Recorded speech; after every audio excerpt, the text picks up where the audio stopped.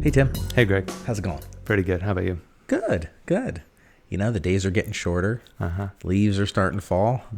Halloween's right around the corner. That's right. Anything happened recently that was pre-Halloween that's interesting or fun? Not really. No? Yeah, just working and all that good stuff. Yeah, I'm sure I'm missing something, but yeah. You? Well, last week was my wife's birth. She had a birthday last week. Oh, nice. So I got her something that is kind of unique. So you know the name Toto, right? You mean the band? Well, there's Toto the band. There's Toto the dog. Oh, right, of course. And then there is Toto the heated toilet seat. No way. Yeah. Really? Yeah. So they make this, I think it's a Japanese company. They make these toilet seats that are heated. So in my home improvement segment of the show, I'll be running electricity right next to the toilet because you have to be able to plug this thing in. Right. And then you have to hook up like a T connector on the water line so it can push water up into the toilet seat that it heats so that the seat it's like hot water that's inside the Get the out of seat. here. Yeah. That's like a job. Yeah. I think I need to get more certifications in order to install this thing. But yeah, Toto, the Japanese toilet seat will be coming soon to a toilet near you. Let me know when that happens. I'll be knocking on the door. Yeah. So yeah, I hear that the Japanese do have some like crazy toilet accommodations. I guess is the best way of putting that. Yeah. Yeah. Yeah. I think I've mentioned the show once or twice, but there's the show The New Girl.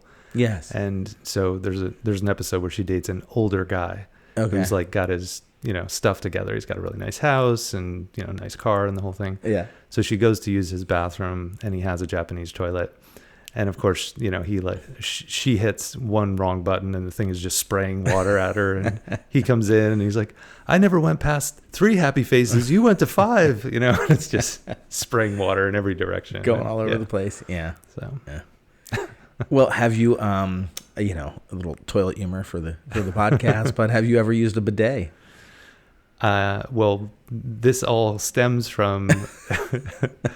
There's more to the story. Yeah, there's a family member that on Lee's side of the family that has one of these Toto toilet seats. Okay. That it has the bidet built all into it. Oh, yeah. Okay. So it's quite an adventure. That's. You're gonna come out a brand new man, Tim. Yep. I just can't imagine like this installation. I like. Good luck with that, man. I'll videotape it all. Yeah. Check out Latch-Key Dads for Toto toilet installation. You yell a few choice words and the toilet goes flying out the window. You're a son of a gun.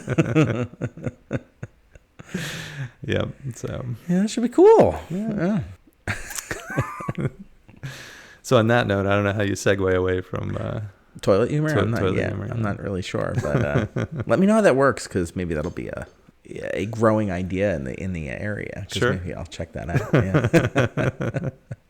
Yeah. Do you have like? It was such a fancy thing in our house when we bought it. It has a heater. Like one of those little space heaters that are built into the wall. Yeah. And I don't know if this is like a craze in the 90s or something like that, but and so it's in the wall right next to the toilet, literally right next to the toilet. So if you really were so inclined, you could like turn it on and then have like, gentle heat blowing on you. But that's I haven't done it yet. Yeah. No, in our old house, there was one of those, like right when you went in the bathroom, it was like the heat panel. Yes. With a little knob on it. Yeah. As warm as you want it. Yeah. And then with the house we're in now in the upstairs, it does get fairly cold in there. Okay. And we had talked about putting in, a space heater somewhere or something. Yeah. We never did, but yeah, would be nice, I think, especially the new ones that have like a timer. That would be cool. Have it go on right before you go in the morning and stuff. Sorry, I'm distracted. Yeah. We're, this episode we are going to obviously talk about Halloween, and we have eventually. Yeah, A Nightmare on Elm Street Part 3. Dream Warriors. Yeah. Widely considered to be the best of the Friday the 13th. Nightmare on Elm Street series. Yeah, there's a lot going on right now, to say the least. Dream Warriors, fight back. That's awesome. We're gonna get sidetracked and just wind up watching a lot of dead air. That is so cool. Good stuff, man. Yeah, good old practical effects for the most part. I love it. Yeah. Well, on the heels of that, obviously, it's a movie from our childhood in the horror genre. Yes. Yeah. Obviously, this is one that you queued up. So I'm assuming this is one of your favorites. Oh yeah, and it really is. Like most people will admit that this is probably the best of one that series of the series. Yeah. Yeah. It's got not the funniest, but it's like the most outlandish kind of deaths and all that kind of stuff. So they really hit their stride because the first one is okay. It's actually kind of corny at parts. I don't even remember the second one, but this one always stuck out as like the coolest one. Yeah. Well, I also think like the first one was really low budget in the sense that I don't think they had much of a budget at all because it hadn't become anything yet.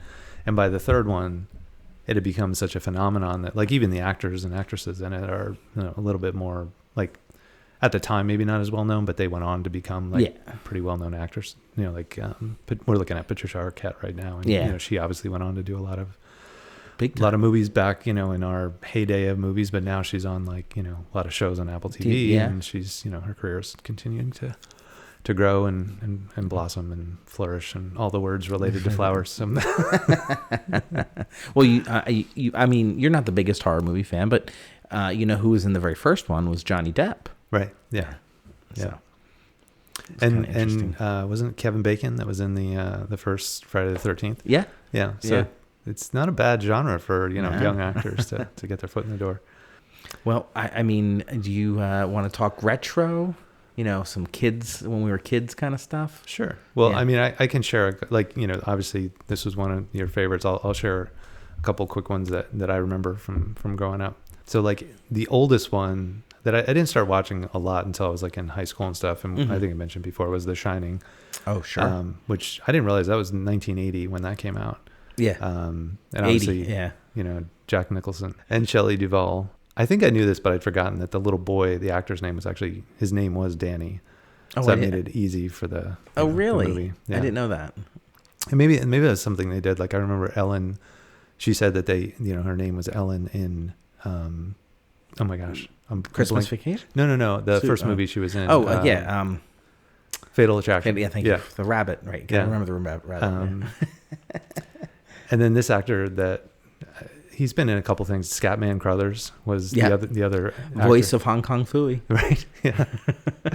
But I mean, just from like a, not like a traditional like slasher horror movie, but just like, just get into your mind and like mess with you kind of movie. It was really scary, in a different kind of way. Yeah. It wasn't just a slasher flick. It was psychological. Yeah. The whole being snowed in and Stanley Kubrick did just such a phenomenal job with the music and the, just portraying, the cinematography and everything. It's just so good. Yeah. Yeah. I just started watching it again the other night. I'm like, all right, why not? It's Halloween time. I'm like, oh my God, I'm scared. Yeah. Yeah. It was really good. And obviously Jack did an amazing job. Yeah. And even, Shelley Duvall, I think that character that she played, it was almost like who she always was, and Olive Oil obviously was, not that dissimilar. Well, it's funny you say that because I just saw a thing, I don't know, somewhere that Kubrick was very annoyed with her, that she was always screaming. It's like it was 0 to 100. Yeah. So like he felt that she was just over the top. Yeah. But I guess he just worked with it. Yeah. But little tie in there, I mentioned Ellen Latson, who's been on the show, a couple times now, that the movie she talked about in the episode most recently when she was on, that she, like her first movie back, basically, that Shelley Duvall is also in that movie. Oh, cool. I didn't realize that. And I think that was her last movie. I think Shelley recently passed away. I think so. It's past year. Yeah. And so that's the last film. Oh, wow. That she'll be in. Okay. And, The Forest Hills, I think is the name of the film. Yeah. Yeah. So it'll be interesting when that comes out, we gotta have it's in this world, the horror world. So yeah. It's very cool. Yeah. All right. So I'll throw another one out there. Yeah. Remember Candyman? Oh yeah. That was one that what was his name? Was that wasn't Lawrence Fishburne? No, No, that was, Tony Todd was the actor's that's it. name. Yes, Yeah. yes, yep. Yeah. So, I mean, for anyone who hasn't seen it, I mean, I think anyone from our generation probably saw it or heard about it, but it was right.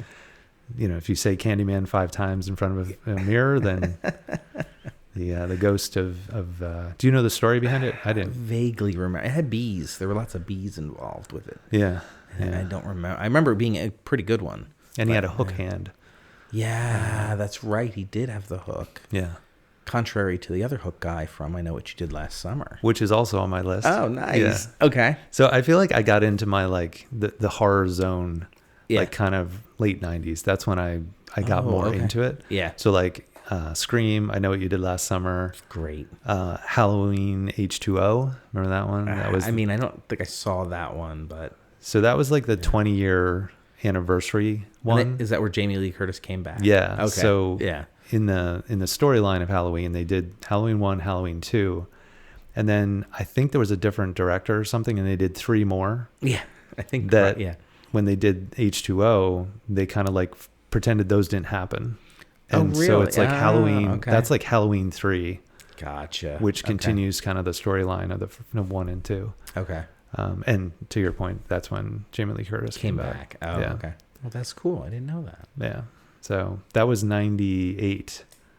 So that was like, oh my God, I'm so old. yeah. Wow. But I remember that was right at the end of college, beginning of like adult life. Yep. Yep. But I remember a bunch of my friends, we all had kind of graduated. And so that summer, Yeah. into the fall, we were all still pretty close and, we're hanging out. And I remember a bunch of us went to see it. I want to say it was at like the multiplex down in, the Lehigh Valley Mall or something like that. And, Yeah. Yeah. Oh, that's fun. cool. Yeah. Now, did you see I Am Legend? Yeah. That's a good one. Yeah. That's a pretty good one. It like is. that. The book is really good, surprisingly. Okay. It's a short story. But Is that's that really a good. Stephen King or No, some random guy. I forget. I actually found a collection of his stories. Okay. And they were all really, really good. I was like, I don't know who this guy is, but he's pretty good. Yeah. I can't remember the name or Yeah. But yeah, it was good. It was, and similar but very different. As they always take their liberties. Yeah. With those. Yeah. Yeah. I'm always amazed when someone takes a short story and then, manages to spin that into a feature length movie. And then when you go back, you see how much like they took like just sometimes just the name of it and then managed to, create something completely different. The biggest atrocity in that, in my opinion, was Mel Brooks' son, Max Brooks, wrote a book called World War Z. Okay. Which it's like fantastic if you like zombies, if you like horror. It's not even horror. It's such a different take on things. And the Brad Pitt movie isn't even in the same. It's like just the name. Yeah. And it's just like, oh man, like such a good book. I was so excited about the movie, and I love this. I like zombies. Yeah. And it was just like so disappointing. Yeah. So were there any others, sort of from our, younger childhood or end of college era that, that jump out to you that you remember? I mean, I've seen a lot, but from our childhood, let me ask you this. I'm going to throw out a monster. Okay. From one of these movies. And you kind of tell me if you think you could survive being attacked by this monster or not. Okay. All right. Sounds good. I'm going to give you a layup. Okay. All right. What is your survivability on a scale of 1 to 5 if Chucky came after you? Now, Chucky is, for those who don't know, a doll that comes to life, and he's the soul of a killed serial killer is trapped. He's a satanic worshiper, and I just saw this movie not that long ago, and he gets trapped in this stupid child's toy. Now, assuming you survive the initial, because he could just stab you in the back. What are you gonna do about that? Yeah, but yeah. He came out, he stabbed your arm, running around this little stupid doll. How do you think you'd live? I mean, in the world that I currently live in, that I exist in, if this were to happen, I feel pretty strongly that between a baseball bat, a golf club, anything that's longer than my arm, I could probably swing and knock this thing, away from me long enough that I could get in my car and run over it and just leave it parked on top of him. Yeah. I mean, you outweigh him like 10-1 and size, and he can't run. Yeah. I mean, he's got to make 10 steps for every one step of you. Yeah. Yeah. And just don't trip and you're good. Yeah. Don't run really slow. Yeah. Get in a car that's not working. Yeah. And so 1 to 5, 1 being you're dead, and 5 being I'm gonna have a cup of coffee. Like, what would you say with Chucky? I have to go 5. I don't think I would not be able to survive. I don't know. How about you? What do you think? I mean, I think so. Yeah. Unless he got the jump on me, I'm not going to have a hard time getting into a wide open space to preventing him from coming up behind me. Yeah. So yeah, I think I'm gonna be all right. Yeah. I think we're good. I think we can survive that. Yeah. Yeah. So. All right. Well, I'll give you one that's in the same sort of world based on size. Now, I know I saw this. Did you ever see Puppet Master? Are you familiar with Puppet Master? Oh, yeah. All right. There was multiple, right? Yeah, there were multiple. But again, very small. Yeah. What do you think?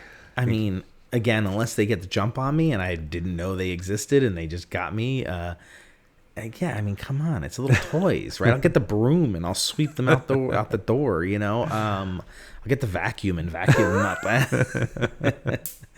I mean, even if they get you with their cheap, because they had little weapons, right? Yeah. If I remember, like, oh no, you got me with your 1/4-inch knife. Ow, stomp, break. Yeah. It seems like, a little, if you have a solo stove or some sort of outdoor stove, just pop them all in there, light them up and, watch them burn. But I mean, be fun. It'd be kind of fun, see how far you can kick them. Get one of those watermelon slingshots and launch them into the ocean or something like that. Yeah. No, so survivability for me against them, again, there's multiple of them. So they, Chucky is 1 versus, 5, 6. I forget how many where there were. So maybe a 4 in case they gang up on me. Sure.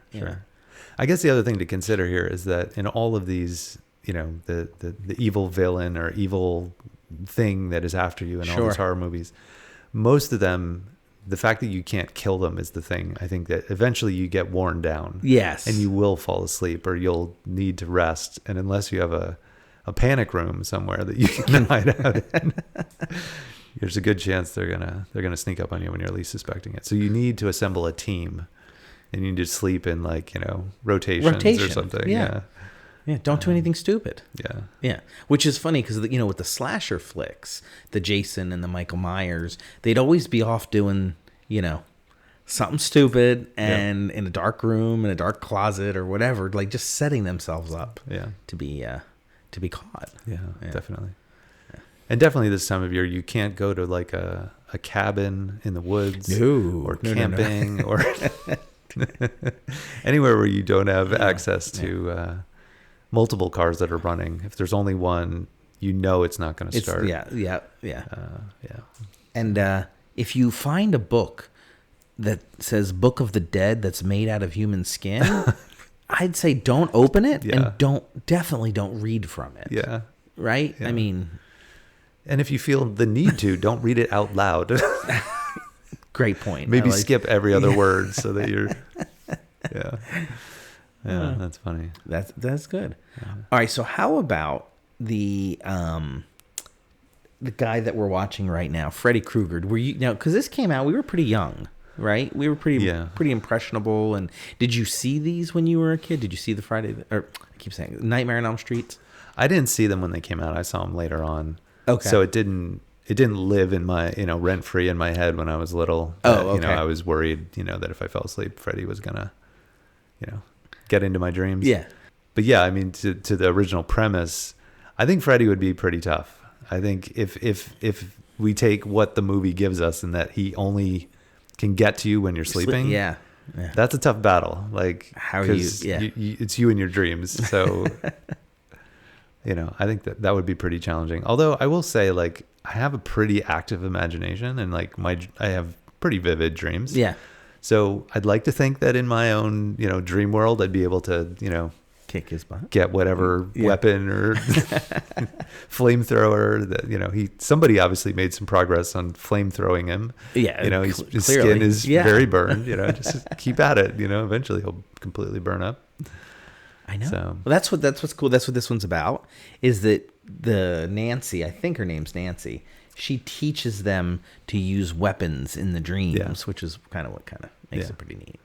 If you lived on Elm Street, couldn't you just move and he couldn't get you? Yeah.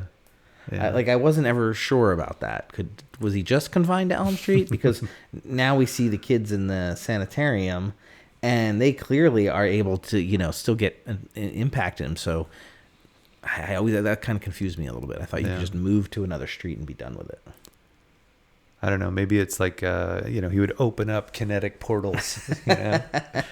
Once he had access to one, he could kind of jump from one to the other. Yeah. But, absolutely. Yeah. That's the beauty of the horror movie bad guy. Yeah. There's no rules. Right, yeah. Especially with the slashers. Like, why can't Jason be killed? Yeah. Why does Michael Myers just keep coming back? Like, it don't really give you like an answer on that, do they? I don't think so. No, I mean, I think in a lot of those storylines, when someone creates that sort of a character, it's like that there's some unresolved piece to the puzzle. Like with Michael Myers, so much of it was about I'm sorry. This part is really funny. It's fantastic, isn't it? Yeah. She's getting her head crammed into the television right now. Yeah. That Freddy has converted himself into a TV. And there comes Lawrence Fishburne. Yeah. Yeah. But like with Halloween, like Michael Myers, the connection to his sister, that he kills the one sister, but then the other sister is still and he's always sort of on a path back toward Jamie Lee Curtis's character, Laurie. Okay. And until that happened, until he takes her out or she takes him out, that force is always like there. Drawing. Oh, okay. Yeah. It's all ridiculous fiction, so it could be whatever they want it to be. Yeah. Which is fun. I mean, again, for what it is, it's just supposed to scare you, right? So, now, did you purposely take girls on dates to scary movies so that they would and jump up next to you? I mean, I guess maybe a couple times, but that wasn't my move. That wasn't your move. No. Stop and go short or whatever. Yeah. Although I did go to a really terrible horror movie, but it was just some people from work. I did end up dating that girl later on, but it was. I think I might have mentioned it before. It's called the Mangler. No. It was an industrial sheet folding, like bed sheet folding machine. Okay. And people would get pulled into it, and it'd be blood splatters all over the sheets and stuff. It was more than one person? Yeah. We only made it if we made it 30 minutes into the movie before we left, that was a lot. Like it was really, really bad. But I think it was a Stephen King or some writer's short story that they tried to turn it into, like a horror movie, and it was really bad. All right. Well, here's one for you. You talk about machines trying to kill people. Christine. Yeah. Okay. Survivability. A 57 Chevy, a 57, whatever it may be. Yeah. It's coming after you, Tim. I mean, it's got the element of speed on its side. Sure. But again, it seems like if you're willing to just stay above road level, you're good, Right? And then, this is funny, years ago, Lee woke up from a nightmare that she was being chased by robots or something like that. And she shook me awake, and she's like, I had this dream of being chased by robots, and I just apparently in complete, I'm not even awake, I just go, get a giant magnet. So that's my solution to this. Big giant magnet. Giant magnet, and Christine can't do anything to you. So, I mean, you go to the second floor and wait till it runs out of gas, because it can't fill itself up, right? That's true. Yeah. Yeah. Unless it's running on some sort of magical. I didn't think. Fuel. I thought it. Yeah. Yeah. But yeah, I think there's more than one way to avoid, or just get in a bigger car. I mean. Yeah. That's true. Just go to your local military outpost and get yourself a tank or something. And Humvee. Yeah. Yeah. There you go. Yeah. Or even an 18-wheeler. I mean, just she can ram into you all you want, but it's not gonna do anything. It's not gonna do anything. Yeah. All right, so far, yeah, we're doing pretty well. Freddy might be the only one who's got the jump bonus. But I've never lived on Elm Street, so I think I'm gonna be okay, Tim. Yeah, that's true. Yeah. Now slashers like Jason and Freddy, or Jason and Michael Myers, I think I'm dead. I don't really know. Yeah. What to do. You just don't hide in a closet. You just keep running. Just keep moving. Yeah. Okay. Because they move pretty slow. They do. Yeah. But, I might trip in my high heels. I might, get in a car that doesn't have gas in it, Yeah, that's true. Yeah. Yeah, I think the big thing there is don't get into confined spaces. Yeah, okay. All right. At least it'll keep you alive a little bit longer. I think inevitably you're just going to be killed in some fun kind of gruesome way. Yeah. Don't lean up against doors either. Yeah. Inevitably, people always lean up against a door and then, fire poker, large, axe or knife comes through the door. It would be fun to make like a list of all the things, like the classic things that everyone does. Like, don't do this. Like, how to survive a horror, attack. Don't do the following. So, yeah. Don't go to a mental institution either. That always seems to be a place where that's not they gonna, find you. It's not going to work well for you. Yeah. Here they are. I think they're learning how to use their powers in their dreams. But, I'm trying to think. So if you were to say your all-time favorite scary movie, what would you pick? All-time favorite? Yeah. Oof. I mean, I feel like The Shining for me, I don't know that it totally fits the category though. Like from the standpoint of like a traditional horror movie. To me, it's more suspense? And like, I don't know. I mean, think it's the tub scene alone is that's true. It is really scary. It is pretty intense though. Yeah. Yeah, all right. I'm gonna stick with it then. I will go with that. The Shining. Yeah. All right. Survivability of you against Jack Torrance in the Overlook Hotel. I would have totally Scatman Crothers my way, just like battled my way to get up there, and then walked through the door and took an axe right in the chest. Yeah. Yeah. I don't know. I mean, he was just a man with an axe, so it was evil spirit haunted. Yeah. Yeah. I mean, there again, as long as you just don't go in the hotel, you're fine. Or you just go join them, right? That's true. Yeah. You could just, become like Jack Torrance. And I guess if you follow sort of the book version of it all, like I feel like when I watched it when I was a kid, I didn't realize that the hotel was really the evil. Yeah. You know what I mean? Like I thought it was more of like a spirit or something, but it truly was meant to be that the hotel was the thing that kept, pulling new caretakers in and like, making them go nuts and kill their families and everything. So, yeah. And the ending in the book is, and I like the movie. I think the movie's fantastic, but I think the ending in the book is just so good. Yeah. I didn't see it coming. Yeah. Totally. I'm like, when he realizes what he forgot, I was like, oh, damn. I would have forgotten too. Yeah. It was so good. Yeah. I'm glad you and Adam convinced me to read it after all these years, because for the longest time I was just like, nah, I'm good. I don't read Stephen King. It's just not a thing. But it was really good. Yeah. I highly enjoyed it. Yeah. How about you? What was your favorite? I've mentioned this on a whole bunch of podcasts previously. It is my all-time favorite horror movie. It's Return of the Living Dead. Yeah. And we've got to, maybe we'll put it on right now, Tim. That's true. It is just such a good horror movie. It's just my all-time favorite. And it was just, I was so young when I saw it. There's no reason I should have been watching this. It was because I was at my cousin's house. Yeah. And it just left such an impression on my mind when I saw it that even to this day, I watched it not too long ago. I was like, scared.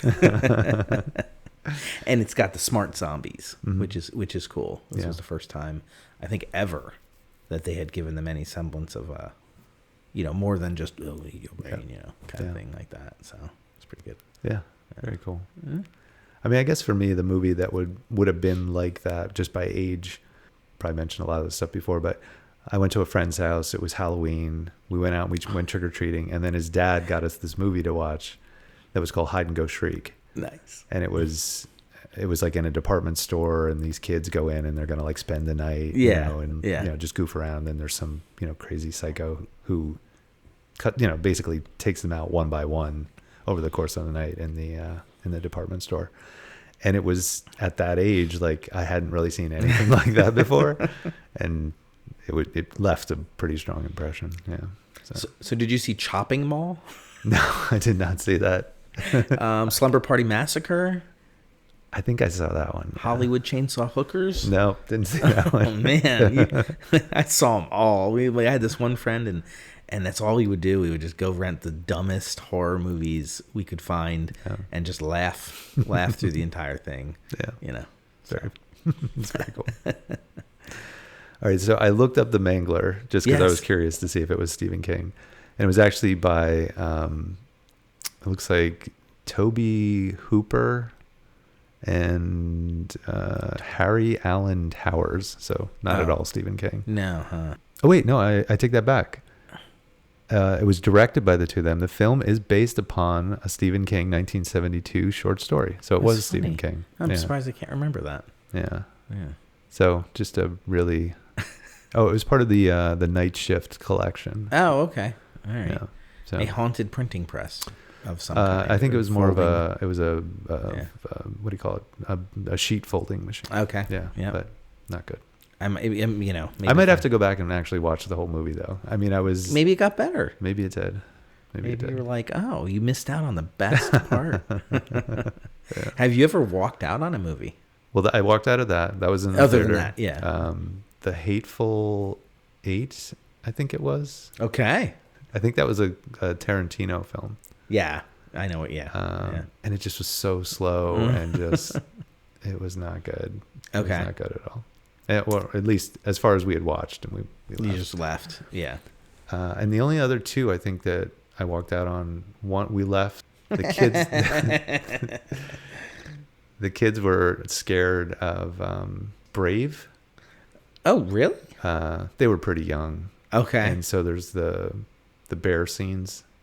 Yeah, the bear was kind of violent. It was too much for them. They just couldn't handle it. Yeah.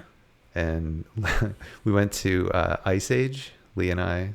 Oh. And she just was like, "This, I can't. I don't like it. It's too dumb." Yeah, so we left from Ice Age. So I remember we took the kids to see The Princess and the Frog.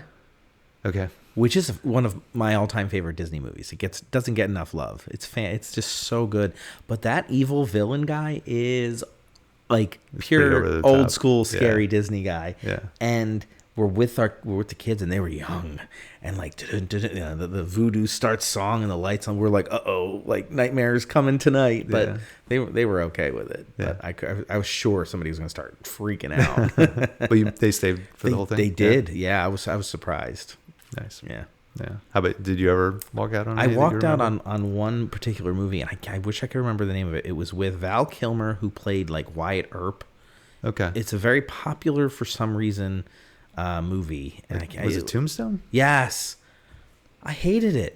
I went with 4 friends, and we were just like, this is the most drawn out, boring movie. We're sitting there, we're looking, and we just finally, like, we got so bored waiting for something to happen. We got up and left. And I know a lot of people say, oh, Val Kilmer's so great in it. I was just like, that was a little boring. I think that was kind of how the Hateful Eight was. I went with my brother and my sister, and we just, like, for like a half an hour, we just kept looking at each other like, is something going to happen? Like, they were in the same, like, cabin, and just nothing really going on. And finally, like, let's just go. I'm done with this. Yeah. And I think it was one of those like nearly 3-hour long movies. Oh yeah. And we're like an hour and 45 minutes in, and we're like, we got to go. Like, I can't take another hour plus of this. Yeah. Like all movies nowadays are like these, 3-hour long, epics. And no, when you just tell the story and be done with it. Yeah. So thinking about like, the early days of, seeing horror movies for the first time and all that kind of stuff. Obviously, it usually is around Halloween and everything. Usually. So I was thinking back, like, some of the costumes that I never got or wanted, or, like, because inevitably you'd go to the store and they'd be wicked expensive and stuff like that. Yeah. So I made a quick list of some of the costumes that let's hear it. I always kind of wanted to get and never did. So I always wanted to get a gorilla suit. Like the full body gorilla suit. I thought that suit. I thought that would have been pretty funny. The Spencers, we've mentioned Spencers a bunch of times. They always had Halloween costumes, or at least like the masks. Yeah. I remember one year they had this. It was a devil mask it was huge, and it was like, red with like the broken off horns and everything. And I feel like it was like $120. Oh. And this is like, back when we're, 13 years old. Like that was a ton of money. Yeah. Yeah. I always thought it would have been insane to like, walk around with that thing on. And the Wolfman, they always had like really cool Wolfman masks. And yeah. Like it was years later that we finally got one that was like, in July they were clearing out like the previous year's costumes, and we got one. But I don't really have one that I think of that I was like, ooh, I really, really want. I wanted them all. Yeah. It was always like, as a little kid, it was always those awful plastic ones. Yeah. That the string would break immediately, or if it didn't break, you would sweat and like, ugh. Yeah. I can feel that just talking about it, like that. It's cold out, but the heat, and then it would drip down, and And then when I got a little bit older, I had got glasses. So if you had the glasses underneath, they would instantly fog up. Yeah. It was terrible. It was terrible. So you'd always try to come up with costumes that you didn't have to wear a mask with. Yeah. It's funny you mentioned glasses, because I think I was 13 when I got glasses too. Yeah. But I have to give my parents a lot of credit for just willing to let me get contacts like almost immediately. Yeah. And so I think it was the first day I had my glasses. I didn't want anyone to know I had glasses, so I would put them on to read like the board, and then I would shove them in my pocket. And I went to study hall, and I forgot that they were in my pocket, and I sat down, and I felt it. I was like, oh, I put them on. They're like, they're all bent up and crooked. I had my glasses all of a day before I messed them up. But I went home, and I tried to straighten them as much as I could, and then I never really wore them because I got the contacts afterwards. But you're like Ralphie from the Christmas Story. Where's your glasses? Yep. So my parents. I had glasses like when I was in like 3rd or 4th grade, I think, and then my parents let me get contacts by 7th grade. Yeah, and I was good with them. Yeah. Did you have the cooker, the little heat thing? No, I had the. You had to take them out. I wore them Monday through Friday. Oh, wow. You had the extended ones. Okay. And then Friday night, you had to put them in that little fizzy stuff. Mm-hmm. Like you drop a little pill yeah. in them to like deep clean them. And then, I remember you had to take them out on Friday night and Saturday night and Sunday night. But during the week, you could leave them in. Yeah. I just had the ones you had to take them out every night. Mm-hmm. And then there was it was like a little, I don't even know what you call it, but you would put them in these 2 little trays. Yeah. And you'd close it, and then you'd hit a button, and it would like cook them. Like a dishwasher? It would like heat up. Yeah, it would heat up the solution, and you would put these drops in. I don't remember if it like was like the Alka-Seltzer thing. It was like, But I do remember doing that in like larger containers, like once in a while. Yeah. But then this little like heated thing, you would put them in every night that would like clean them, and then it'd be good for the next morning. But now it's so much simpler. It's just drop them in. Yeah, I know. Solution. So nice. So I don't know how we got here on contact lenses, but actually, that does remind me. I remember in Thriller, Michael Jackson had the special contacts. Great. Yeah. There was a period of time where I was like, I'm gonna get some of those. I never did, but now you can get them on Temu for like 50 cents probably. Just when you want to put in your eye, right? Anyway. Kind of all over the place. We are, yeah. It's kind of like a hodgepodge Halloween. Yeah. I like it. There it is. There's the name of this episode. Hodgepodge Halloween. Nice. Very cool.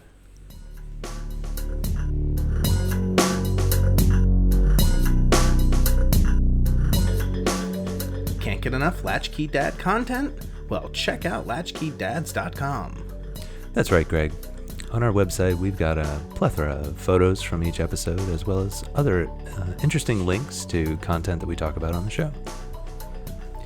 Yeah, Tim, I really enjoy all the pictures that you put up there, as they really bring the episode home. I guess I'm not afraid to show those embarrassing photos of my childhood. So, we encourage you to check out the website, latchkeydads.com, for all that content. Excellent. And if you have a moment, check out our shop page where we've got really cool keychains for sale. If you don't know what to get your dad for Christmas, the holidays, Father's Day, birthday, check it out. It's a cool gift. Tim, did you know that listeners should like, review, and subscribe to the Latch-Key Dads podcast? No. But now I know. No, exactly about it.